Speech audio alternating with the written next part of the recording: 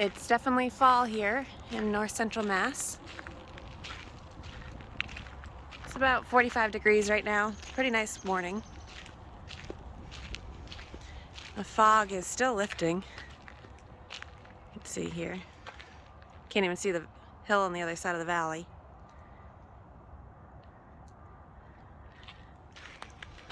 Jace was able to get the hoop house edges or sides all tied down for the winter. That helps with a couple things. Keeps more of the animals out and the birds don't get locked in there. And it also helps keep it a little warmer. I still have a lot of garden cleanup to do, as you can tell. We've only had about 2 frosts so far, and they weren't very hard. Decently, but not crippling yet. You can see some of the frost damage. But sounds like 31, 32 Fahrenheit is coming, so I do need to come and cut a bunch of these out. Looks like I have more onions ready here to pick. Onions are cold hardy, so don't have to pick those as quickly.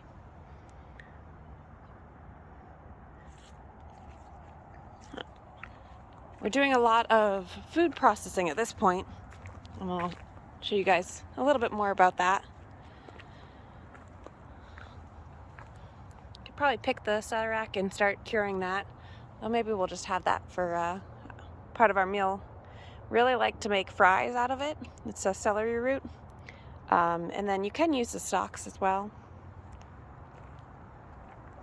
But yeah, the garden is definitely slowing down here. Snapdragons are still looking really great. These carrots actually are doing pretty good. They're getting up to size. Still need probably about another 15 days. The lettuce is also doing pretty good, so probably start picking that this week. Probably put frost cloth over this one for that one cold night we have coming up. The leaves are looking gorgeous. That's our big sugar maple right there. And the reds have pretty much all fallen at this point. Got some beets here, still growing. Mostly it's parsleys and celeries, and then lettuce here. This is a really good variety. I'll try to look up which one this is. It's very thick-leafed. It's almost like a romaine. It's like a butter crunch type one. So it's been great to mix in with the greenhouse lettuce that we have. And the bell peppers are still growing, so we technically could pick more. I don't need any more peppers, so we've been giving them away and trading with them. You see, we still have some on here though. These were the small ones that I left on here. There's a little bit of frost damage on some of the sides, but because they're packed so tightly, I figured I'd try and see how well they go. Leaving them a little later in the season than I typically would. Also helps me on not having to do all the work at once. Still need to harvest the beans. We've been having a lot of rain, and so I really want the beans to be dry for using for seeds for next year.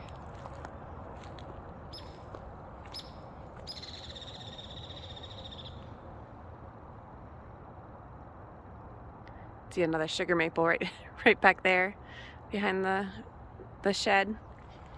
Still need to come back and take all these tomatoes down. There's still ripe ones, but I'm guessing in another week or so they'll be pretty much gone. Got some dill here. I have been using it, so it's kind of nice to have some late dill. We make our own ranches, which has been always good. I'll try to show you guys the colors. Definitely gone by some, but still looks pretty. The fog in the morning here is always so great.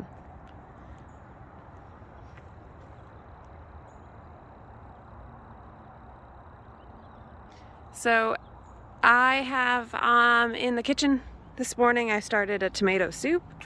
We've actually been eating the tomato soup a lot, so we're already down to not very many jars left. And I started applesauce. I went apple picking with a friend last week, I guess it was. And then we have the freeze dryer, which I know I've been posting videos on. So we'll be doing some more apple slices. The apple chips have been the favorite so far that we've made. We made quite a few different things. We've got herbs I really want to get in the freeze dryer too, but the apples are going to go by really quickly as well as the herbs. So I'm kind of picking my poison right now. So I've got that, and I have to come out here and need to actually pick some basil. It's pretty much gone by now, even in the hoop house.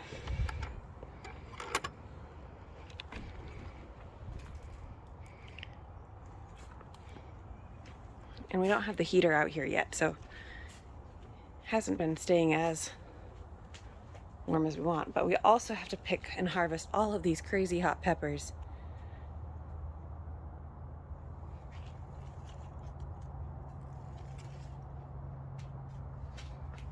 We have a few, to say the least.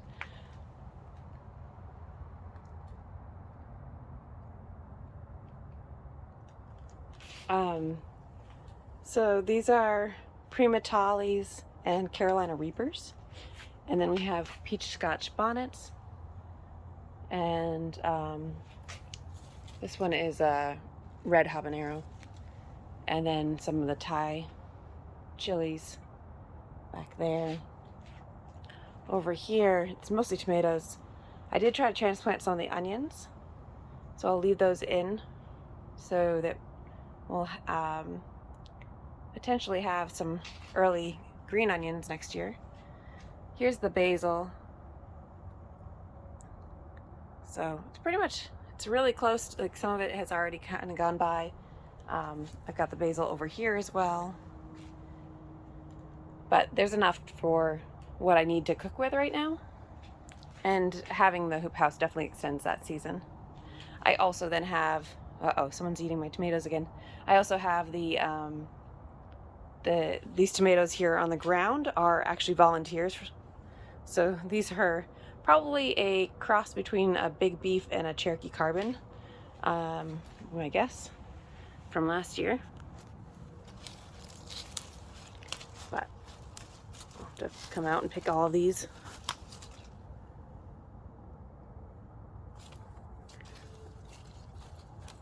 A bunch of them have little bites in them.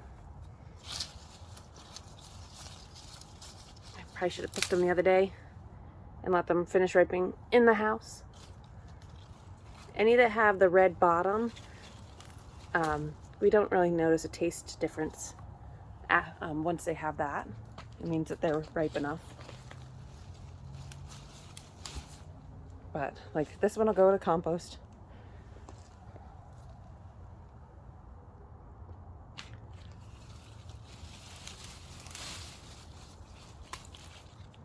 This one can get ripened in the house.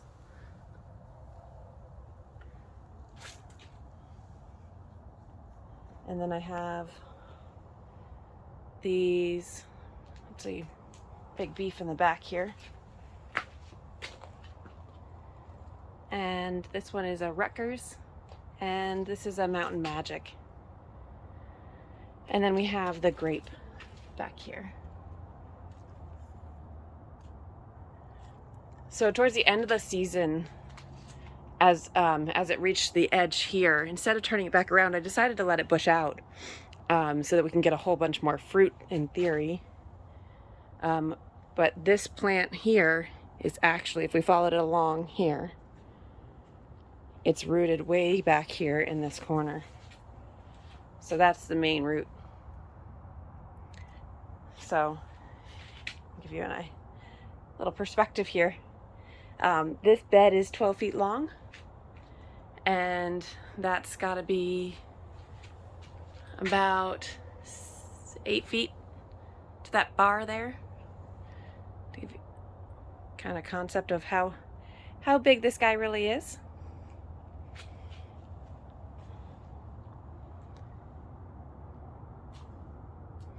So I'm gonna, oh, I should also show you guys these. So this is some of the lettuce that we've been eating. I just kept it in the tray this year. I was going to transplant it out and I didn't get time. This has been working though, so I just keep cutting them down. You can kind of see here. And then they regrow. So we'll be harvesting some more of that. I've got the marigolds here that are pretty much going by, and then the more basil that I never transplanted out. And had I actually fed this, it probably would have done fine, but because I planted so many in such a, in one 10, was it a 1040 tray, I think, I kind of overcrowded them because I was supposed to transplant them out. That had not done me any favors for keeping basil, but I'm gonna come bring these tomatoes inside and one of those to the compost, and then I'll show you guys what we have going on in the garage.